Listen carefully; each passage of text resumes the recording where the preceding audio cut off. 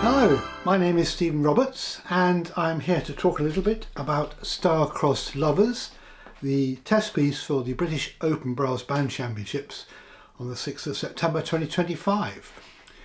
This is the event that will see 18 bands, 17 from the UK and one from Switzerland, competing to take the prestigious title of Open Brass Band Champions. Star-Crossed Lovers was commissioned by Karen and Martin Mortimer, who run the British Open Brass Band Championship. They're both keen on Russian music, and Karen is a ballet dancer herself, and Romeo and Juliet by Prokofiev is one of her favourite ballets. She asked me if I would compose a piece based on the 3 hours or so of Prokofiev's gorgeous ballet music and condense it or make a new piece that lasts about 15 or 16 minutes to test the brass bands. This was a request made about a couple of years ago, and I was delighted to be asked to do it because I love Prokofiev's music. And I thought, before I actually go on talking more about the piece, I'd talk a little bit about Prokofiev himself. Sergei Prokofiev was born in 1891 in the Ukraine. He was a gifted pianist from a very early age, possibly from hearing his mother play to him. She played Chopin and Beethoven, it is recorded. He also composed at an early age too, and in fact people were so impressed by him, his talent, that he was recommended he go to the St. Petersburg Conservatory. It was partly Glazunov who suggested this idea. At the conservatory, he was only 13, he was regarded as rather arrogant because he was so young. I think people were jealous of him, but he was brilliantly gifted, not only as a composer but as a pianist. But he was also a rebel, and he liked to knock things about a bit, change things. His harmony was always a bit daring. He liked to play around. He was highly intellectual, in fact so much so that later on in his life, when he played chess, he played the great Grandmaster Capablanca at chess and he beat him. He was that good. And for his passing out at the conservatory, he played his own piano concerto number 1, quite a feat. His rebellious streak, perceived often as arrogance, got him into trouble every now and then, and in a way it was part of his character, but it was also part of his music too, and the acerbic quality of some of his more dissonant music in the early times was actually greatly appreciated in places like America. And he was able to move out of Russia. In 1910, in fact, his father died, so he was cut off, had no money coming in from home. So he had to make his own way, and he did this by playing the piano, playing his own pieces. And this enabled him to get money also to compose, of course, giving him time off to do that. He went also to Paris, where he met Diaghilev, and he composed some ballets for Diaghilev, also met Stravinsky there. And Stravinsky said of him, he is Russia's greatest composer, besides himself. He was that highly regarded, but I suppose if we look back at Prokofiev, he's not quite so well known in Europe as he might have been, possibly because of the Cold War. He's still highly regarded in America, but it was during the 1930s he started to come back because of the Great Depression in America, and he came back to Russia, and in 1935 he was commissioned by the Kirov Ballet to write the ballet Romeo and Juliet. And his style of music changed a little here. It became more humane and less dissonant. It's around this time also, a year later in 1936, that he composed Peter and the Wolf. He wrote all sorts of music. He was very influenced by classical styles, and he wrote a classical symphony in 1917, which is very popular. He also composed numerous symphonies, piano concertos, operas and ballets, and he was a brilliant film music composer. He wrote the music for the film Lieutenant Quiget. And he would just go away and see the film and he'd write the music and it would all be fit perfectly the next day. He was absolutely brilliant at that. He had a great sense of narrative in his composition, and we will see this, of course, in his ballet music for Romeo and Juliet. He died in 1953, the same day as Stalin's funeral, and it was sad because his body was not able to be drawn in a hearse to the graveyard. It had to be carried hand by hand because the streets were full. There were few mourners there, but one of the mourners was Shostakovich, who was supposed to have been at Stalin's funeral but chose to go to Prokofiev's instead.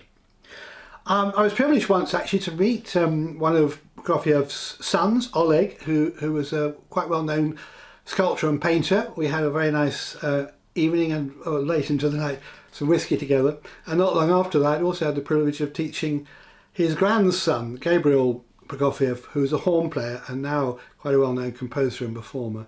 So that I won't say I'm a friend of the family, but I have a little connection there. So that was a little bit about Prokofiev's life, but what of his music? What's his style? It's hard to pin down exactly because he had various styles, but he really remained quite true to classical ideas throughout his life. And that's one thing that does mark him out, is his love for classical forms. He wrote symphonies, he wrote operas, ballets, and piano concertos, etc. He also had a fantastic gift for writing melodies, not complex chromatic melodies, but just quite simple melodies that had a little bit of a harmonic twist. So they're memorable, and yet they're strangely original and curious at the same time, and I think that's part of his great genius. We will see this a lot in Romeo and Juliet, these wonderful themes, and they're simple but complex at the same time because some of the harmonic twists he put in. I thought I'd talk a little bit about that now by playing a little bit from perhaps his most famous work, Peter and the Wolf. I expect you all know that. And let's look at the theme for The Cat, which is of course played by the clarinet. Now it's a simple theme.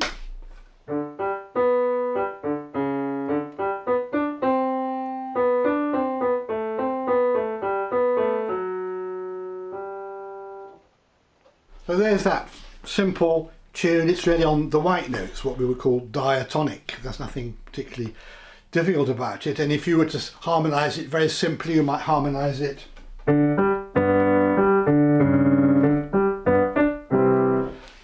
quite simple like that, but he doesn't do that. What he does, he puts a lovely little dissonance in it which just transforms this simple tune into something special.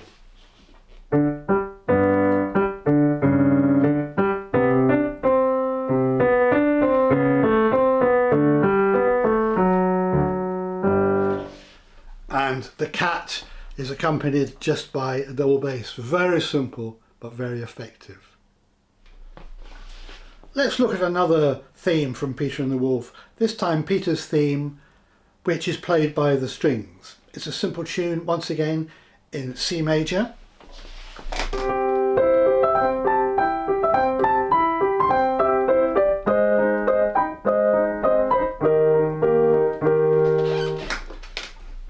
So this is typical of Prokofiev. He starts in C major, suddenly we find ourselves in A flat. Well, that's a fairly straightforward transition, but he does one more little thing. He creates this slightly dissonant note which just takes the tune, still memorable, but makes it a little bit special. Here. You can hear that clash between G major and A flat, and that's so typical of Prokofiev's harmony. So let's look now at some of the themes that Prokofiev uses in the ballet and the ones I've chosen and why I've chosen them. First of all, I like to start off with one little motif, very simple, like often Prokofiev is, but also very touching. And it just a small motif that alternates the major and minor chords.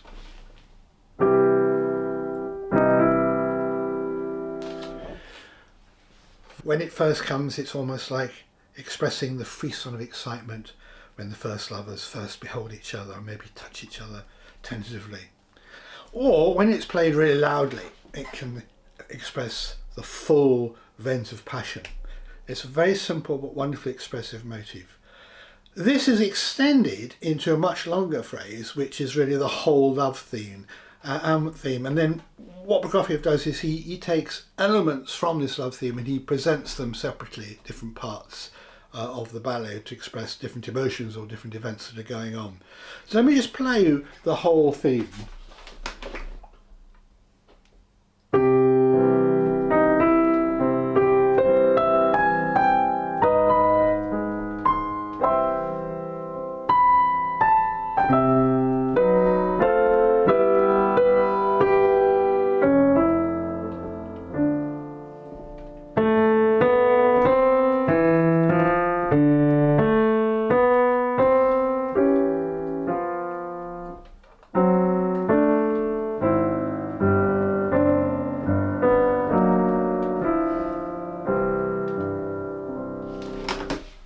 that's the full theme, and it's extended a little bit more. And then as he goes further, he does another very Prokofiev-like thing. We suddenly find ourselves in a completely remote key.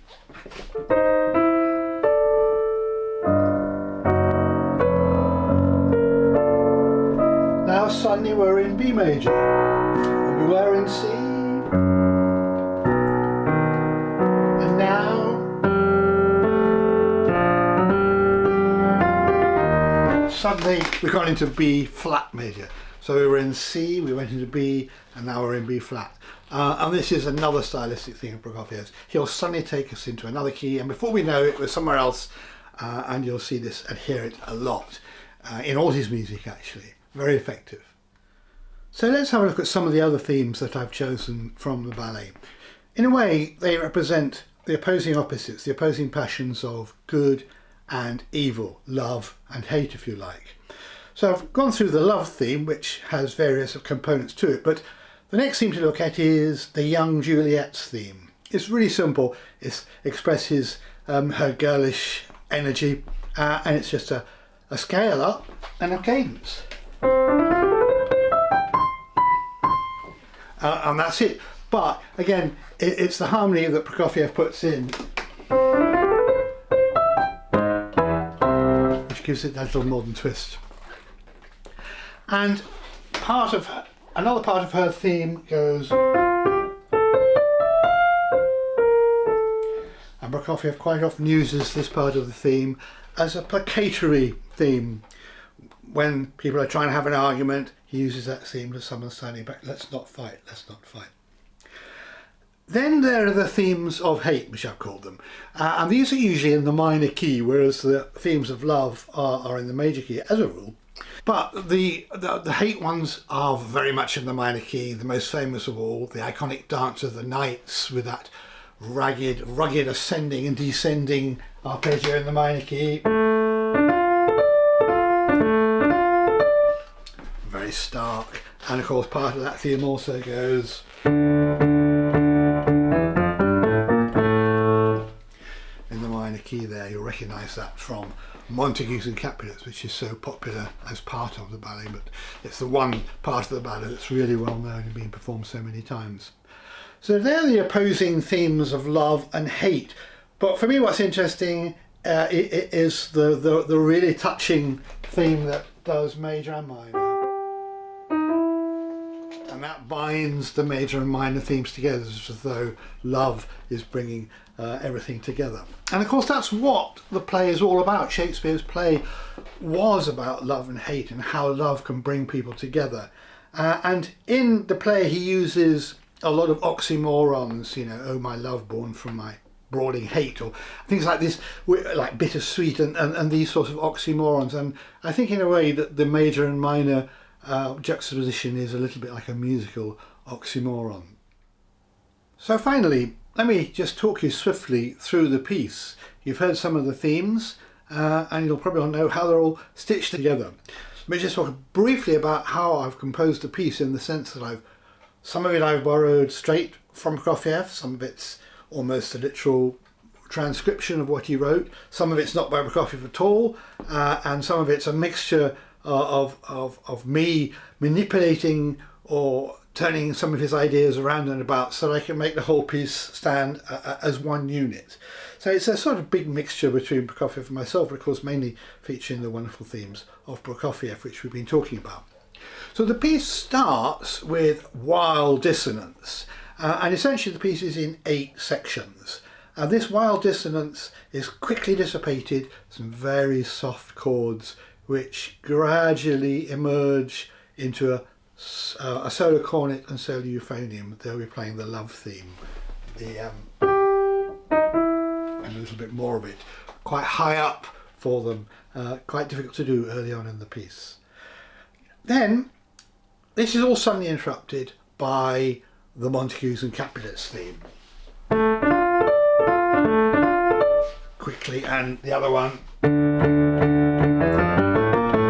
as though hate is interposing.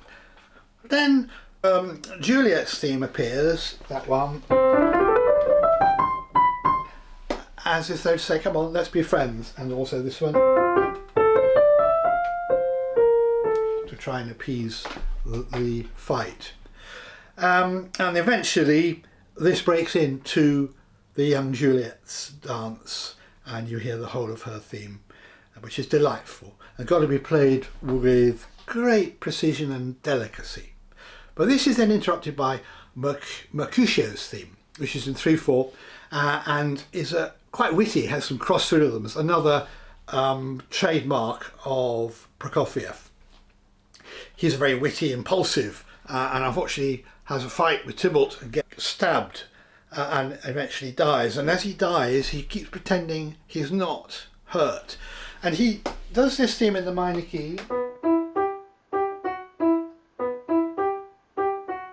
which is the minor version of one of the opening street themes. And you can hear once again this juxtaposition of major and minor.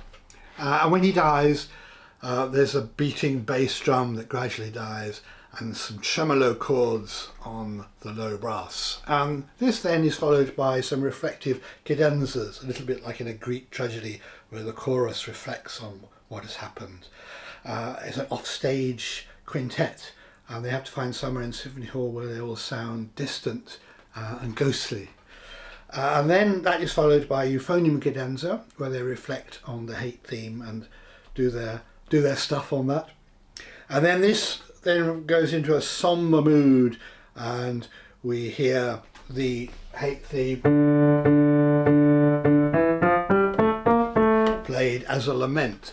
But this soon breaks out into rage as Romeo completely loses it, and we have a very, very fast passage, loads of semiquavers from most of the band, extended almost beyond pain. I always like this bit whenever I've played Romeo and Juliet in the orchestra as a horn player in rehearsals. It was always took a long time for the strings to get this passage right, so you could have a nice coffee and read the paper during that time in rehearsal. However, on this occasion, of course, it's on the brass, so it's come full circle. So that will test the technique of the bands, and it's got to be quite different to the semiquavers from Juliet's theme. This has got to be really venomous, strong articulations. And then this is broken down once again. We hear the dissonant calls that started the piece, and then this gradually leads into the full version of Montagues and Capulets. Not the highly extended version, but the main theme taken straight from the original, so that everyone will recognise that. This then leads in to solos from the band where they are playing the love themes, and we hear the expressive qualities of the solo players of the band. And this in turn leads to the full band sounding the whole of that lovely love theme that I played earlier on the piano. And accompanying it is a sort of squeeze box or Russian harmonium effect, which is quite unusual. Reminded me, as I said in a piece I wrote in the Brass Band World, a little bit like Mozart's slow movement of the B-flat serenade, which sounds a little bit like an organ with these plaintive melodies and plangently soaring love theme in this case, with the whole band with the trombones, euphoniums and the horns all in unison or octaves at the top of their range. And then finally the work ends with a short coda using the love theme, which has really bound everything together throughout the piece. So there's a brief synopsis of the piece. Hope you enjoy listening to it, and I think there are a few tickets left, so do come along. I look forward to seeing you there. I shan't be able to see you during the performances because I shall be screened behind in a box along with Anne Crookston and David Hurst as one of the adjudicators. I'm very much looking forward to the 18 performances. I'm sure each one, well I know each one will bring something special to the table. And we shall enjoy every single one of the performances, and who can fail to love Prokofiev's wonderful melodies. Hope to see you there.